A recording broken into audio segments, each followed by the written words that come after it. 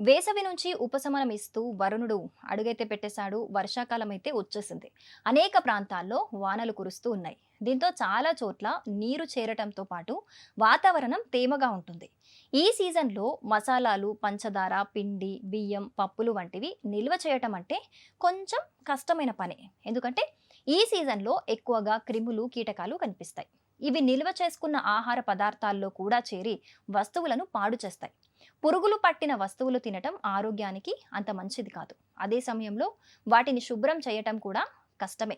అటువంటి పరిస్థితుల్లో వర్షాకాలంలో పప్పులు, బియ్యం, పిండి వంటివి నిల్వ చేసుకోవాలంటే కొన్ని సింపుల్ టిప్స్ అయితే ఉన్నాయి.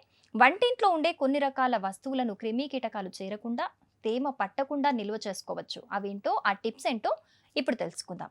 వర్షాకాలంలో బియ్యపిండి, చపాతీ పిండి వంటి వాటిల్లో పురుగులు పడుతూ ఉంటాయి. ఎక్కువగా మనం గమనిస్తూ ఉంటాం. దీంతో చాలా ఇబ్బందయితే కలుగుతుంది. అటువంటి పరిస్థితుల్లో ఈ సమస్యను నివారించడానికి ఉప్పు చక్కటి పరిష్కారం.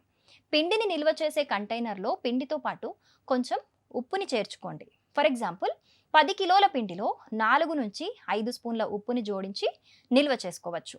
ఇక వర్షాకాలంలో ఎక్కువగా వంటింట్లో కీటకాలు చోటు చేసుకుంటాయి. ఈ నేపథ్యంలో బే ఆకు వాసన కీటకాలను దూరంగా ఉంచటంలో సహాయపడుతుంది.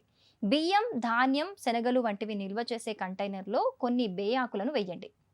ఇక దాల్చిన చెక్క కీటకాలను దూరంగా ఉంచడానికి మంచి సహాయకారిగా ఉంటుంది. కనుక దాల్చిన చెక్క ముక్కను పప్పులు పెట్టుకునే సీసాల్లో వేయండి. దాల్చిన చెక్క కీటకాలను దూరంగా ఉంచటంలో ఎక్కువగా సహాయపడుతుంది. ఇక ఫైనల్‌గా ఆహార పదార్థాల నుండి కీటకాలను దూరంగా ఉంచటానికి వేపాకులు ఒక మంచి చూజింగ్ అని చెప్పుకోవాలి. పప్పులు, బియ్యం నిల్వ చేసే పాత్రల్లో కొన్ని వేపాకులను ఉంచినట్లయితే ఈ వస్తువులు కీటకాల నుండి అయితే రక్షించబడతాయి.